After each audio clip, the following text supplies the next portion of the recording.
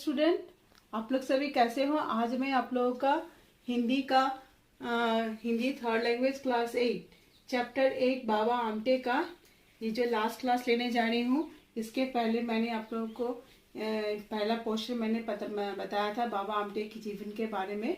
आप लोग पढ़ रहे हैं, तो आज मैं आप लोगों को इसका अंतिम भाग पढ़ाने जा रही हूँ। आशा करती हूँ आप लोग को ये समझ में आ रहा है।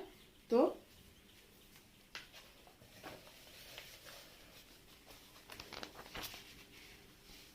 पेज नंबर 59 का है। आप लोग यहाँ तक हुआ था, पुरस्कार किया था किस तरह से उन्होंने जो दीन दुखी लोग जो लोग ठीक हो जा रहे थे, जो कि समाज में जिन्हें स्वीकृति नहीं मिल रही थी, उनके लिए वे 250 का जमीन के जुटाई थी और उन जो स्वस्थ व्यक्तियों को उनमें का खेती बाड़ी करके अपना जीवन यापन करने के लिए प्रेरित करते थे। वहां सबसे पहले बनी बाबा आमटे और साधना ताई के लिए बांस की एक झोपड़ी और फिर बनने लगे उसके आसपास इन रोगियों के लिए आवास, अस्पताल और विद्यालय। उनकी भावना, लगन और परिश्रम को देखकर चकित हुए बिना नहीं रह जाता। वे प्रत्येक विकलांग व्यक्ति को कोई न कोई हुनर सिखाकर अपने पैरों पर खड़ा करना चाहते थे।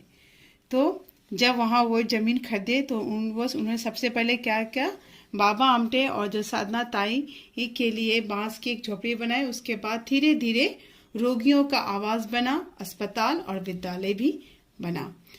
इस तरह से किसी के जीवन में भावना, लगन और परिश्रम को देखकर सचमुच हम लोग चकित हो जाते हैं।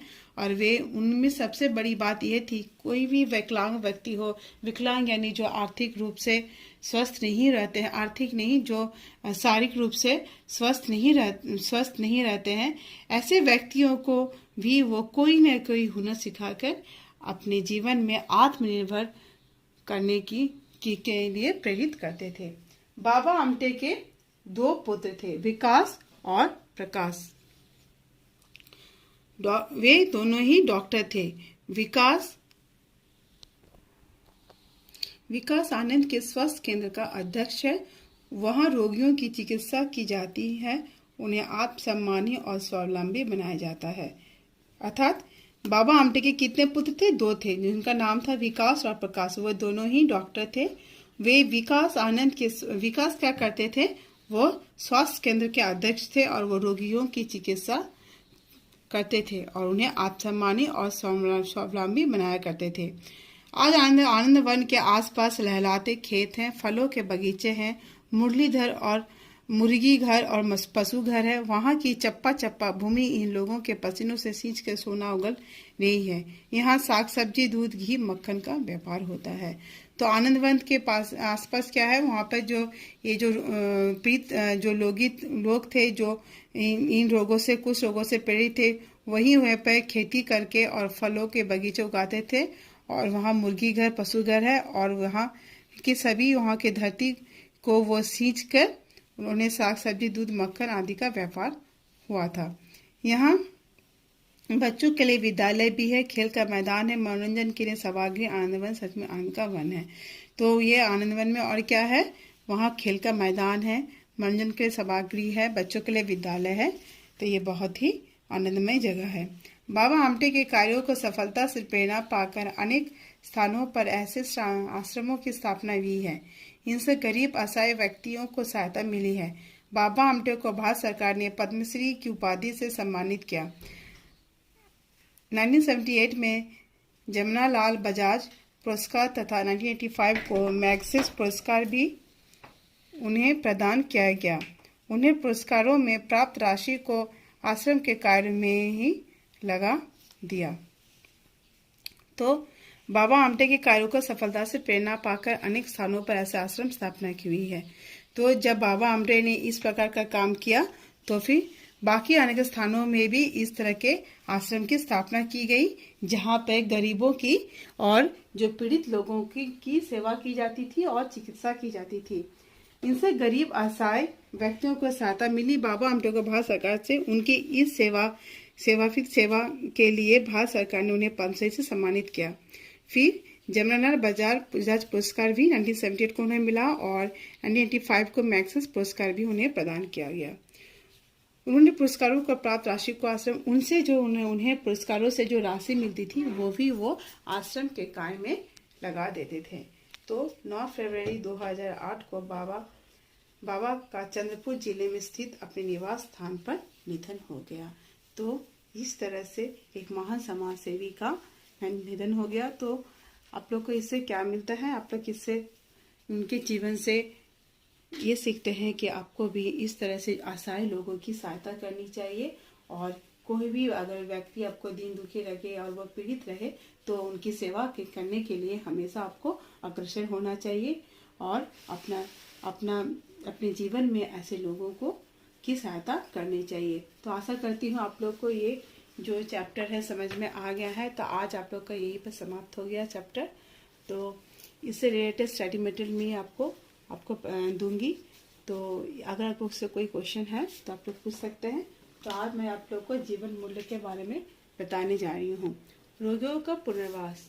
तो रोगियों को चिकित्सा करके फिर से उन्हें पुनर्वास देना, फिर से आवास स्थान देना, उन्हें आत्मनिर्भर बनाना भी वो करते थे। योजना का कार्यान्वयन करना, किसी भी योजना को ठीक से संकलन करना, उन्हें पूर्ण रूप से सफल करने के लिए उस योजना के सफलता के लिए पहले से ही उसे योजना करना और अपने कार्य में उसे सफल बनाना। तो ओटा अनेकटा बोल दिलाम ना। अब मैं इसका शब्दार्थ बताने जा रही हूँ।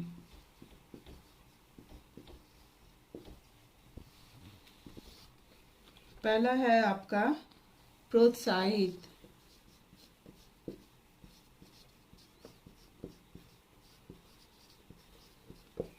प्रोत्साहित का अर्थ है जिसे प्रोत्साहन दिया गया है।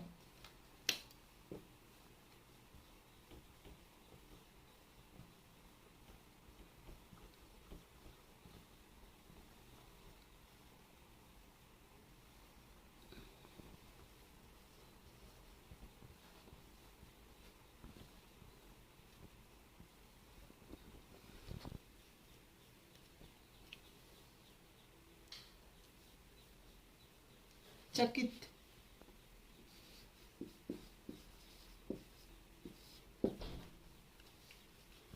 हैरान,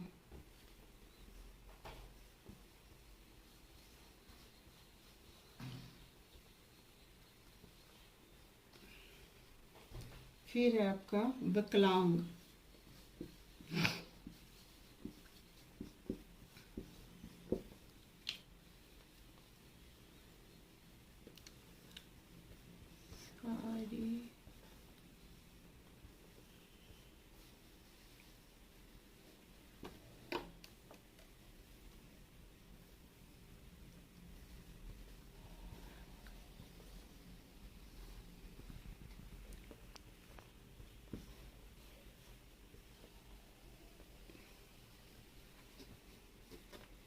दोष वाला या फिर अपंग।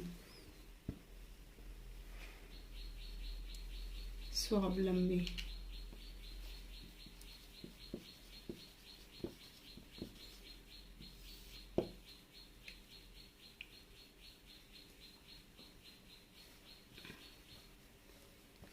अपने ऊपर निर्भर।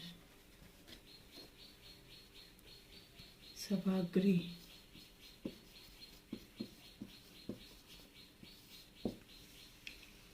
सभा करने का घर। सभा करने का घर।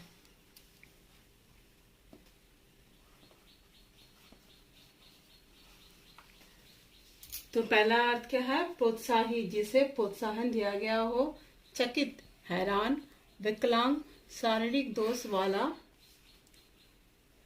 अपंग, शारीरिक दोष वाला या फिर अपंग। स्वावलंबी, अपने ऊपर निर्भर। सभागृह, सभा करने का घर। तो इस तरह से आप लोग को ये शब्दार्थ याद करना है। तो ये चैप्टर आप लोग को समझ में आ गया है होगा। तो आज मैं अपना क्लास यहीं समाप्त करती हूँ। धन्यवाद।